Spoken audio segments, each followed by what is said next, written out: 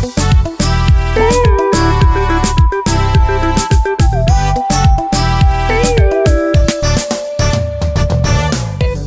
people, my name is Dr. Rose M, and I am a guidance and counseling consultant. And you're welcome to the Save Happy Life channel. I'm glad to have you with me. And we have been looking at or educating ourselves on matters drug addiction.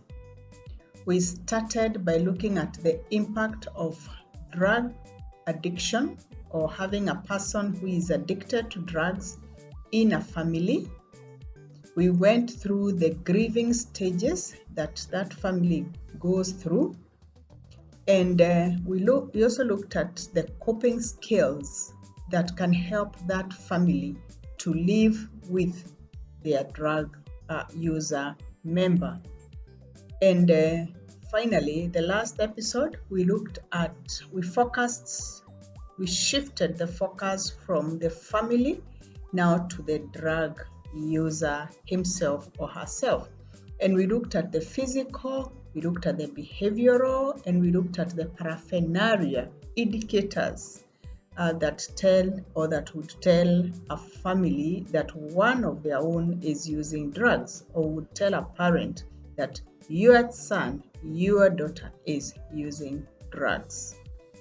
That being the case, we cannot, of course, afford to throw them out through the window because they are part of our family, and for as long as they are alive, we are expected to play a role in their recovery.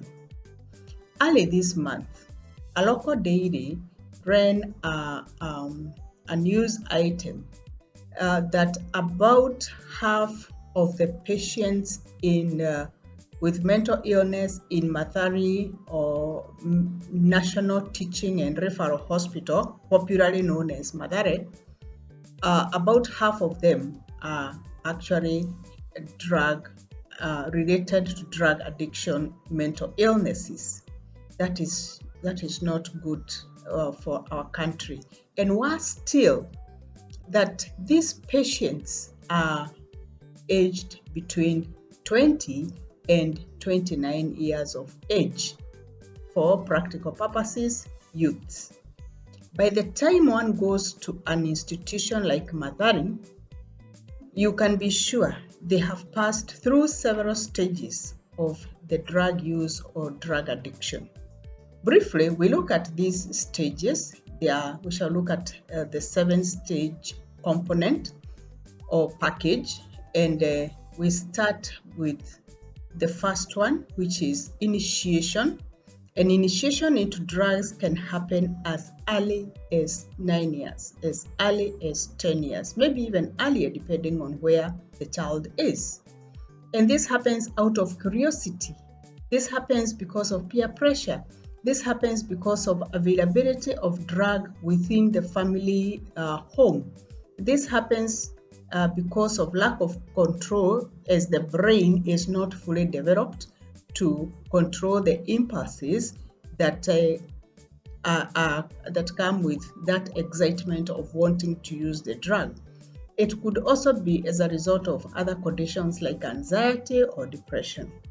Number 2, experimentation is the second stage of drug use, now leading into abuse and addiction. Experimentation happens when the use of drugs is once in a while with a reason, maybe during a party, during leavers party, during a birthday, during Christmas, during those social gatherings.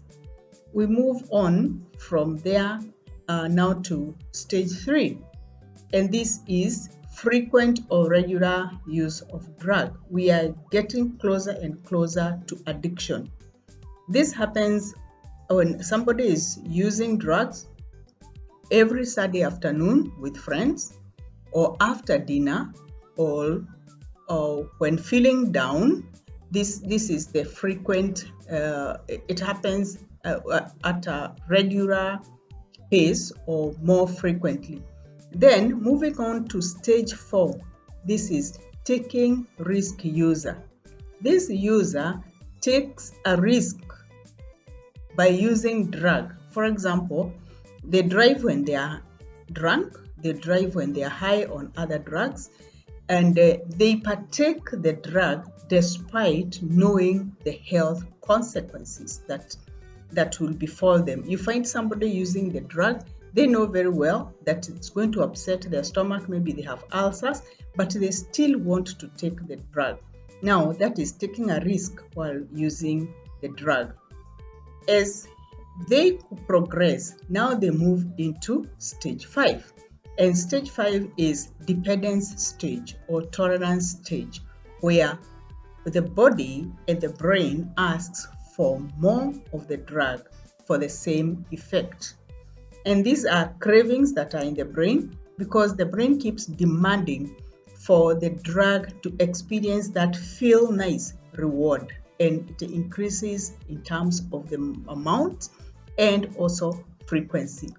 And finally, now after this person is totally dependent on the drug, this is now when we talk of addiction. And addiction is a drug use disorder where it is a chronic disease.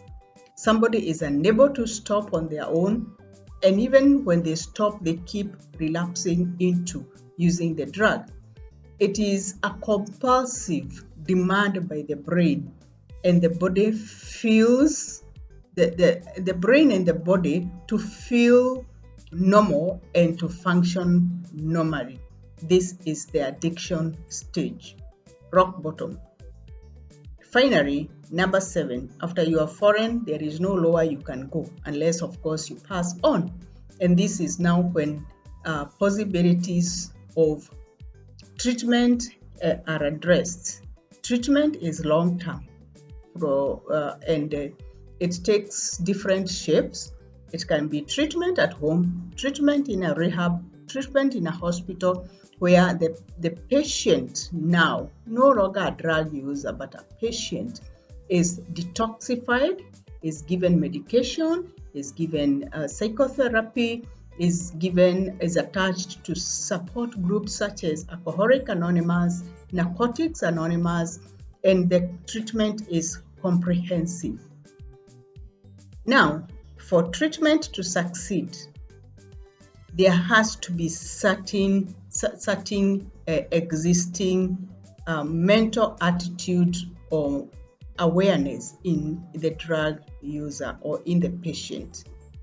And for the treatment to succeed, it is important to understand the conviction, the mind of the substance user. Here, we talk about the trans-theoretical model, also called the stages of change model, that was developed in the 70s by one Prochaska and another person, De Clemente, in the 70s. In these stages of change model, what happens? A person goes through 6 stages, and unless you as a parent, you as a caregiver has known and realized the stage at which your client is, you may not achieve much. These stages go with actions and feelings and the attitude of the drug user. And the stage actions or feelings and attitudes have to go together. There are 6 stages. We start with stage 1. So that you think about that person you want to help out from drug addiction. What stage could they be? Stage number 1, pre-contemplation. At this stage, the patient is in total denial of the drug use problem. They are even ignorant of the problem. They say, I have no problem. I am able to control myself. I'm in charge. I take charge of my drinking behavior. And the attitude is that the mindset, they have not yet thought about change. And they need to sit down and analyze themselves, analyze their behavior, and analyze their actions before they can get into stage 2. Stage 2 is contemplation. This is when the patient starts to feel conflicted emotions, some forms of incongruity within their actions, within their feelings. They start to realize that they know they need to stop using the drugs. But at the same time, they also feel that they are feeling nice when they take drugs. So there is a conflict. Do I stop? Yes. Am I feeling nice after taking the drug? Yes. So what happens? They carry on. They take more. They need, if you're supporting such a person, they need assurance of their ability to stop. They need to identify the barriers that they may have that could block their path to recovery. It is only now when they know that they need to stop and they decide they would like to stop that they get into stage 3, preparation. When the drug user is in the preparation stage, they feel ready to change. They start to seek ways that can help them to change. At this stage, they are ready to plan, to have a plan of change. They can put down what they want out of their change, the goals. They can set goals. They can write the goals of I want, I will. They are now in the action. They are now getting into the action level. As after preparation, they go to stage 4, action. This is when a person takes tangible steps to stop the drug habit. And at this stage, if it is a child, if it is a parent, a spouse, they need the reward. They need to realize what else gives the brain a pleasant feeling of reward. They need a change of reward from the reward that the brain feels after taking the drug into the reward that will be generated by something else. Maybe waking up feeling sober. Maybe being able to eat a full plate of food. Maybe being able even to drink more water as opposed to the alcohol or something. So they also need a lot of social support. And at this point, therapy becomes very, very handy. So that from now, at the action stage, they move to the maintenance level or maintenance stage, that is stage 5. And at this stage, this is when now they have decided to stop. They have stopped taking the drug, and they are living one day at a time. It is not necessary for a person to say that for the whole of this month, I will not take drugs. No, because that tells the brain that after the 1 month, you might have a window of change. But when the drug user, now recovering addict, lives one day at a time, they are able to live one week, 2 weeks, 3 months, 1 year without having a relapse, without having a time frame in their mind. So this is the stage where they live one day at a time, striving to keep off the drug. And at this point, they need to reinforce strategies that enable them to keep off the drug. If, for example, it is failing to meet with a certain group of people, they don't meet them. If it is going home via a certain path where there are bars or there are drug dens, then they stop doing that, because this could trigger, and they could trigger the need to get back to the drug and they relapse. They also need to reward themselves. They need to feel good about themselves. They need to congratulate themselves so that they move on and on and on. Unfortunately, at that maintenance stage or whichever other stage that they may be, chances of relapsing are also there. At this relapsing stage, which is stage number 6, a person feels defeated, deflated, a failure.